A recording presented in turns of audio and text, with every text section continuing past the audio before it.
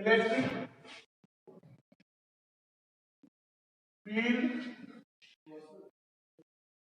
field intensity at a point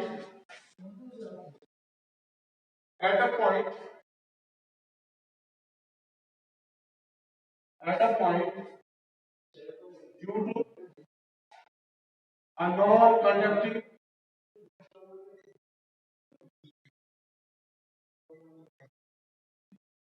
uniformly charged solid sphere. So, application of a Gauss law, electric field intensity at a point due to a non-conducting uniformly charged solid sphere. Okay? तो ये application.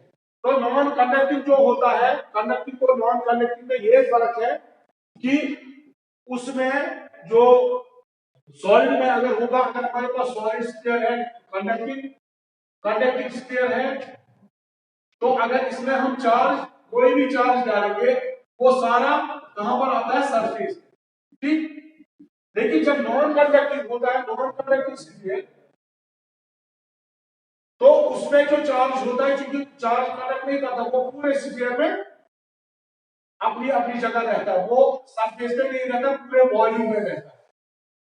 Let us have a sphere whose center is O and total charge on it is plus Q. Assuming that its radius is R, capital R, and we want to find the intensity due to this sphere at a point outside it, on it, and within this. Okay? Let us suppose that we have a point here, point P. We have a point P here. मैं इसका diagram बनाता हूं, ठीक है।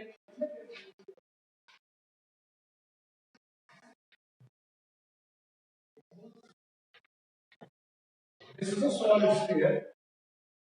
We want to find the electric intensity at this, इसमें total charge Q है जो फैला हुआ है पूरे sphere में।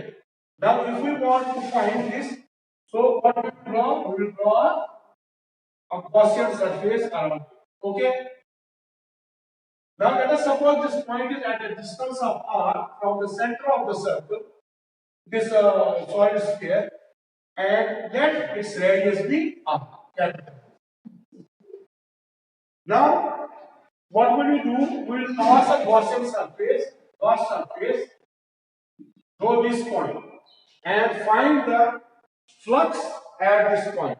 Now we know that electric flux phi at this point will be integral E dot ds. Now, electric field is always radially outwards in this direction. We take a unit area, यहाँ पर देखो area लेंगे ds, which is normally outwards. ठीक है? Now the angle between area vector and the electric field, they are in same direction, is 0. So we can write phi is equal to integral E ds cos of theta. Now, what is theta here? Theta is 0. So cos 0 will be equal to 1. So we get flux through this Gaussian surface equal to integral E ds. Okay. Now we can take E out of this. So E will be equal to integral ds. Integral ds.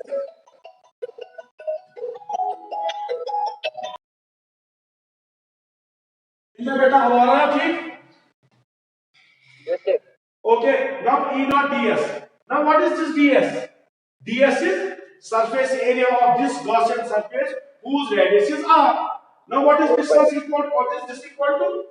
So phi s with d integral ds जो होगा, जो surface area integral ds होगा वो होगा 4 pi r square.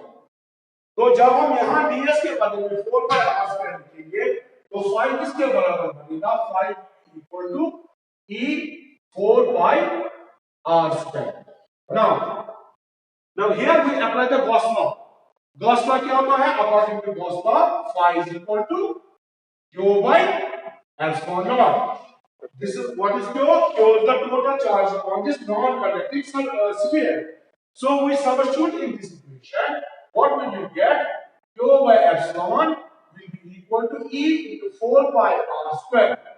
So what will be E? Electric field will be equal to Q by 4 pi epsilon 0 r square. ठीक है? Is it okay? Now, what does that mean?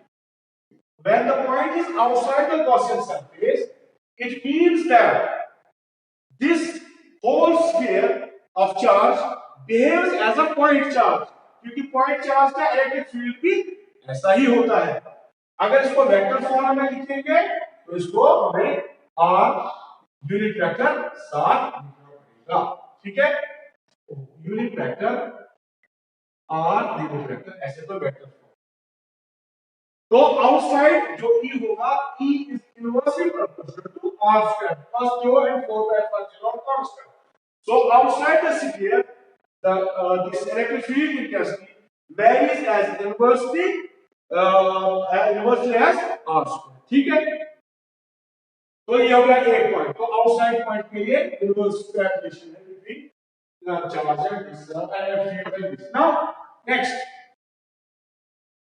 Now, when the point is this point comes, we make the distance small, and we reach at this point. Then, what will be this r equal to? R will be equal to capital R. So, on the surface of sphere, we have E r equal to capital R. So, if we substitute it, let us say this is equation 1. We substitute in this, what we will get? We have to replace this R here by capital R. So E will be equal to Q by 4 pi epsilon 0 R square, capital R. Okay? This is the value of electric field intensity on the surface of the sphere. Now, since this charge lies, ये सिर्फ surface पे नहीं है क्योंकि non conducting है, इसके अंदर भी चार्ज है हर एक जगह. Now we can convert this charge into volume charge density. Now we know that volume charge density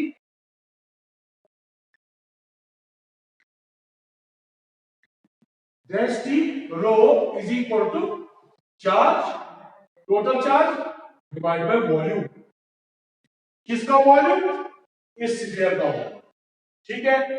now rho is equal to total charge किस पे क्यों है? वॉल्यूम ऑफ द स्फीयर कितना है? 4/3 pi r cube, capital R cube. So this will be 4/3 pi r cube. Okay?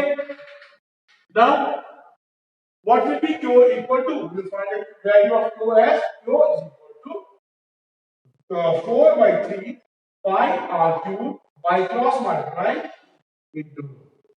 So this is the value of Q. So if we substitute this value into this equation, यानी Q के बदले में क्या लिखेंगे हम? 4/3 pi r cube.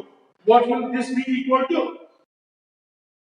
So this will be equal to E will be equal to Q के बदले में इधर क्या लिखेंगे हम? तो इसी एक जगह लिखेंगे. Q के बदले में क्या लिखेंगे हम? 4/3 pi r cube. So E will be equal to 4/3 pi r cube into rho divided by 4 pi epsilon 0 r square. So pi will cancel out, pi will cancel, 4 with 4 will cancel out. So this will be square and cube will, so it will be E will be equal to square जाएगा यहाँ से, so it will be r rho by 3 epsilon. This is the electric field, value of the electric field at the surface of the sphere. Now, very important step, next step. when we go inside this solid sphere, now let us suppose that we want to find the electric field density at this point. We will draw a Gaussian surface around this.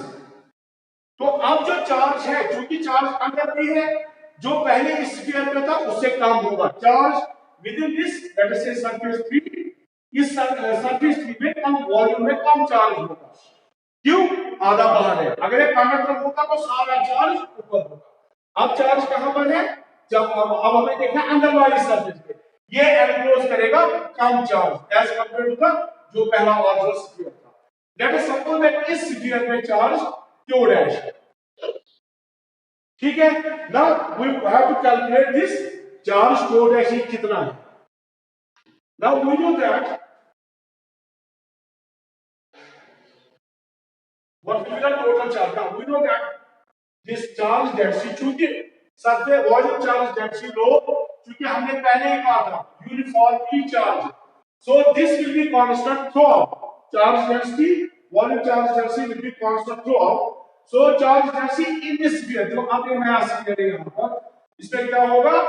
यहाँ का charge q dash divided by volume of this sphere. तो अब हमारा ये r नहीं है, capital R यहाँ तक था, अब यहां तक है इतना, तो ये स्मॉल r बनेगा। तो इसकी रेडियस क्या है? स्मॉल r, तो हमारा ये वेरिएबल r। तो अब क्या बनेगा? इसका वॉल्यूम क्या होगा इस वाले स्फीयर का? 4/3 pi r cube. Q dash will be equal to, Q dash को अब हम ये क्रॉस मल्टीप्लाई करेंगे, it will be 4/3 pi small r cube into, ठीक, ये हो गया। Now so charge within this जो इनर वाला जो स्फीयर है उसमें q डैश होगी, ठीक।